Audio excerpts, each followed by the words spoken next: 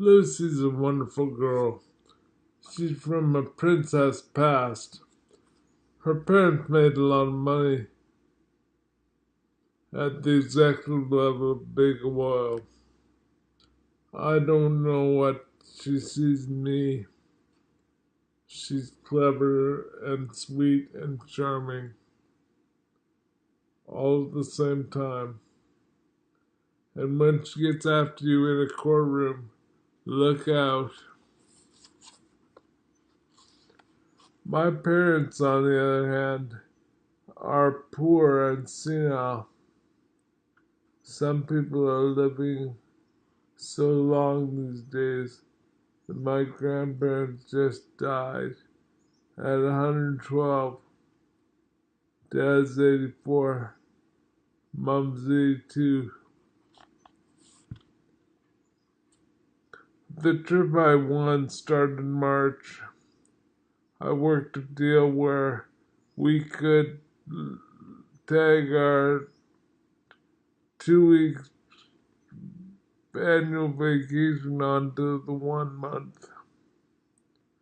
6 weeks away from the strange land where people are sit in cubicles all day. Yeehaw. We were to go from our home on the fringe of Chicago to London, Paris, Venice, Rome, Moscow, Cairo, Addis Ababa, a few more stops in Africa, then Asia and Australia. But in Nairobi it happened. We were kidnapped. Let me just tell you about the beginning of our trip for a moment before I get into the adventure. Lucy showed up at my door dressed like a Gorby, and we headed off to the first flight without incident.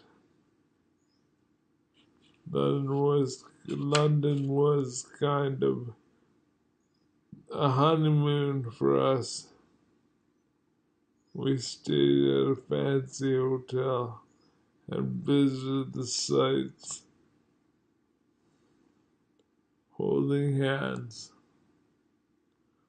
I guess I noticed that my voice got softer over there, and Lucy's got louder. But it didn't bother me. We were young lovers off on a great adventure, and we were happy. In Paris, I practiced my French, and Lucy didn't, which didn't really matter.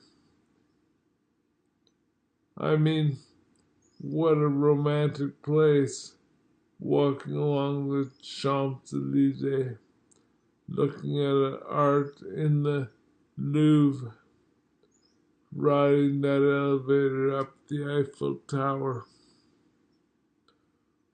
We were kind of backwards couple. We were kind of a backwards couple in a way. I go for romance. Lucy kind of rolled her eyes at some of the French ways. But we were young and in love. And in Paris, a lot of things could be looked over. In Venice, even Lucy got into it.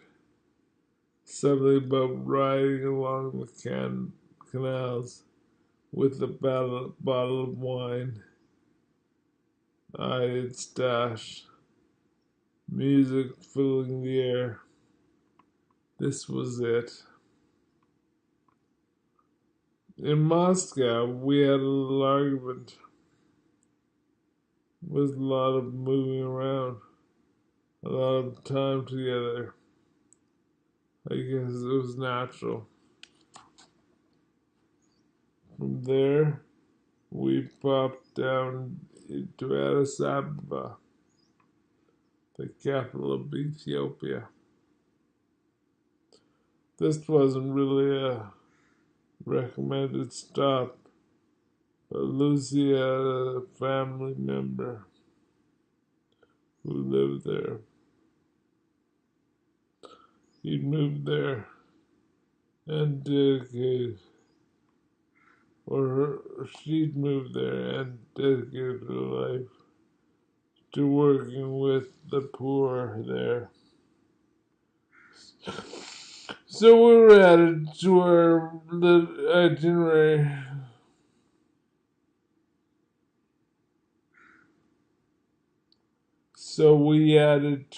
itinerary.